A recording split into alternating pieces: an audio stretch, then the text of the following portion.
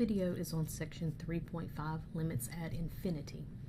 And so limits at infinity discusses the end behavior of a function on an infinite interval.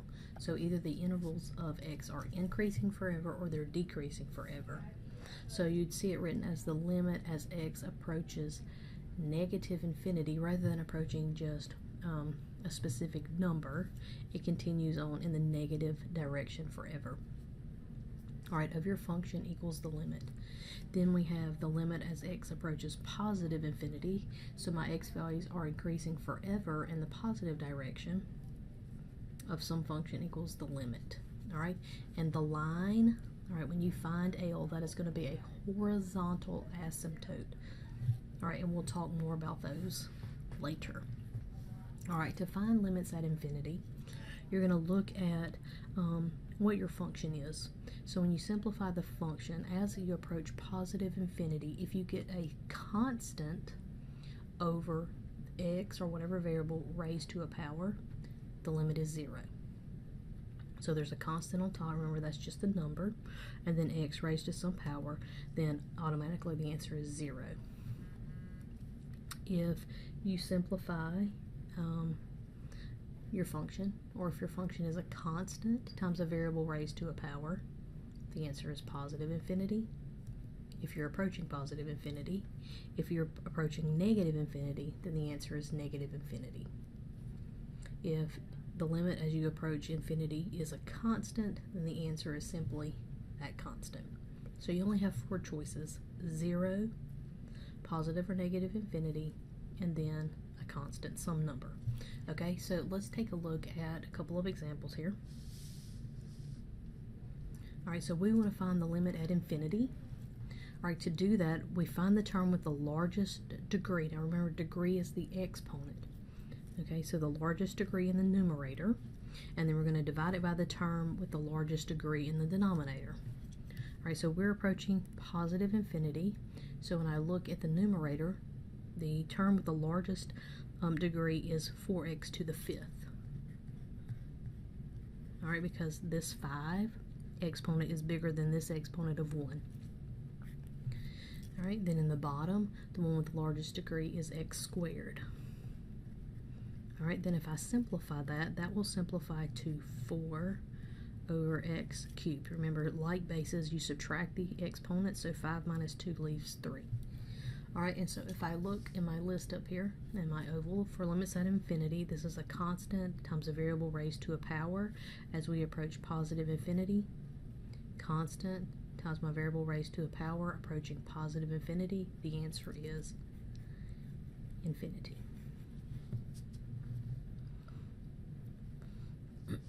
All right, and so if you think about as the x values get bigger, all right, and we're going in the positive direction, so my x value should just be increasing, increasing, increasing, increasing. As I fill those in, what's happening to my value? Let's just say we even started at 0. 4 times 0 cubed would give me 0. If I picked 1, 4 times 1 cubed would give me 4, so now I'm at 0, 4. If I filled in 2, 2 cubed is 8, times 4 makes 32. If I let x be 4, 4 cubed is 64, times 4 makes 256. So notice, as my x values get bigger, so are these values. And as long as I'm increasing x values, this value is going to increase forever. All right. Looking at number 2, we're looking at the limit as x approaches positive infinity of 4x to the 5th minus 3x over x to the 5th minus 8. So if I'm looking at the largest degree, that would be 4x to the 5th, and on the bottom, x to the 5th. And if I simplify that, those two divide each other out and leave 4. All right, and then that would be 4 would be my limit. And really, you don't need to write that again. You can erase that off of there and just circle this answer. All right, and really I should have in here the limit as x approaches infinity. So I'll write that again on the next one. All right, so the limit, number 3, as x approaches positive infinity. All right, I'm going to pick the largest one on top. Let me go ahead and do this. The limit as x approaches positive infinity of 4x to the 5th over x to the 8th. All right, and if I simplify this one, all right, the 4 will stay on top, and then 5 minus 8 is negative 3, but I need it to be positive, so I'm going to bump it to the bottom. Or you can also think of wherever your exponent is largest, that's where your answer should stay. So since my exponent 8 is bigger than 5, my answer should stay down here in the bottom. 5 of those 8x's are going to cancel out, and 3 will be left down there in the bottom. Okay, so now we have 4 over x cubed. That's a constant over the variable raised to a power. If I look in my list, constant over variable raised to a power, the limit is 0.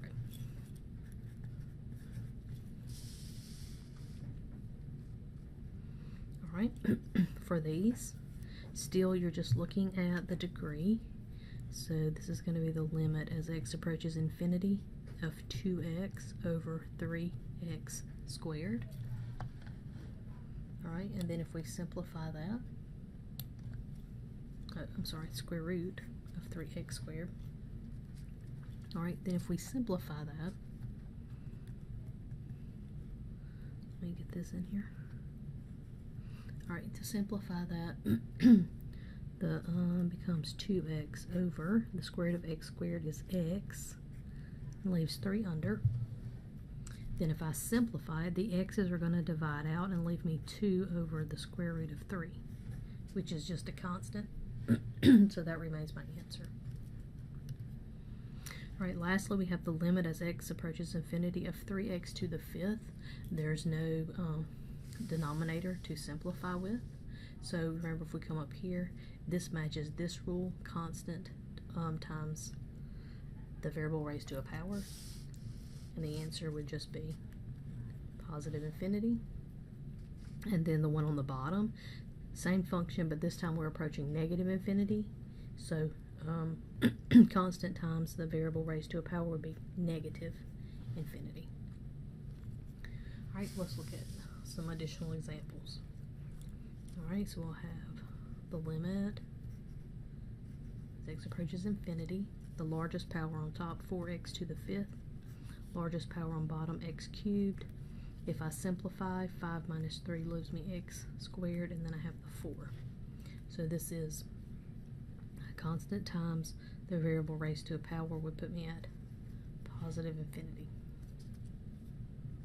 Number 8, the limit as x approaches infinity, the largest one on top divided by the largest one on the bottom will leave me a 3 on top. The 5 over 7 would leave x squared in the bottom, so 5 of these 7 would divide out, leaving 2 down there. All right, recall if it's a constant over the variable raised to a power, that limit is 0. All right, here we have the limit as x approaches infinity, 4x to the 5th over x to the 5th. The x to the 5th divide out, leaving 4. Constant, that would be my limit. On number 10, all right, on the top, the largest degree is 2x. On the bottom, the square root of 5x squared. If I simplify that, that becomes 2x over the x squared. The square root of that is x, and the square root of 5 stays under. The 2 x's will divide out and leave me 2 over the square root of 5. All right, so on these, make sure if it has that square root in there that you carry it over along with the term with the highest degree. And then the square root of x squared is x. I can't take the square root of 5, so it stays under. The x's divide out, leaving me just a number, 2 over the square root of 5. All right, that's my constant, that's my answer. All right, on number 11, there's no rational part. This is just the coefficient times the variable raised to the power, but this time we're approaching negative infinity. So if you think about, as I pick values that are going in the negative direction, -1, -2, -3, as I fill those values in, my answers are going to continue to get smaller. And then here, as I pick values for x on number 12 and fill them in, the values of x are getting larger. When I raise them to the 7th power, they're going to get even larger and then double them. I'm still going to get numbers that get larger and larger in the positive direction. Alright, also, if you think about the ones that go to 0, if you're thinking about the values that you fill in for x here, if I'm filling in values for x, and I'm getting bigger and bigger and bigger, so even if I started with 1, so 3 over 1 is 3, then 3 over 2 squared would be 3/4, that's 0.75. Then 3 over 3 squared would be 3 over 27, that's 1/9. So we started at 1, and we went to 3/4, then we went to 1/9, and then if I filled in 4, that would be 3/16. Alright, and so all these numbers continually get smaller and smaller and smaller, and what you're doing is you're going to approach 0.